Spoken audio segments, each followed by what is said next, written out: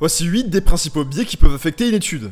Premier biais, le biais de sélection. Ce biais se produit quand l'échantillon étudié n'est pas représentatif de la population cible, souvent en raison d'une sélection non aléatoire des participants.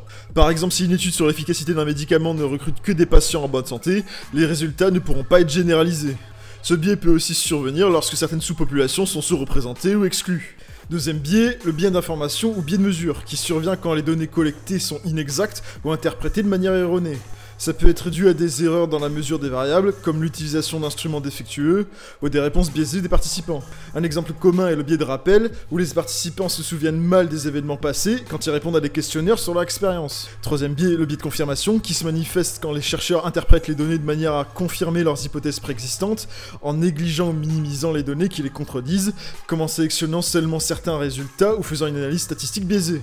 Quatrième biais, le biais d'observation, ou effet Osborne.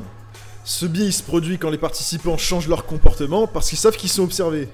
Par exemple, dans une étude où les participants savent qu'ils sont surveillés pour leur activité physique, ils pourraient être plus actifs que d'habitude et donc fausser les résultats.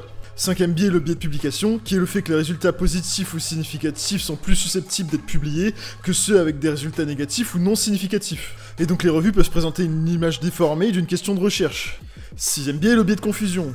Il se produit quand une variable externe influence à la fois la variable indépendante et la variable dépendante, ce qui crée une relation apparente mais fallacieuse entre elles.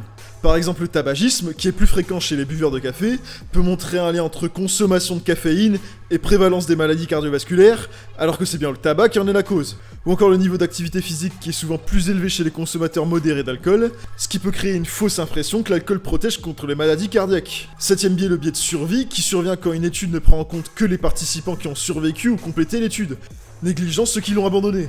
C'est le cas dans les études sur les personnes très âgées qui semblent souvent en meilleure santé que la moyenne, parce que ça exclut toutes les personnes décédées.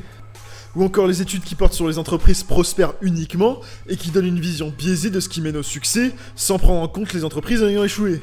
Et huitième biais, le biais de performance, qui se manifeste quand les différences dans l'application du traitement ou de l'intervention influencent les résultats. Par exemple, si les participants ou les chercheurs savent quel traitement est administré, ça peut influencer la réponse des participants ou la façon dont les résultats sont mesurés. D'où l'intérêt de l'administration en double aveugle. Tous ces biais peuvent compromettre la qualité, voire la validité des études scientifiques. Pour minimiser leur impact, il est crucial de concevoir des études rigoureuses, de choisir des méthodes de collecte de données appropriées et de faire preuve de transparence dans l'analyse et la publication des résultats.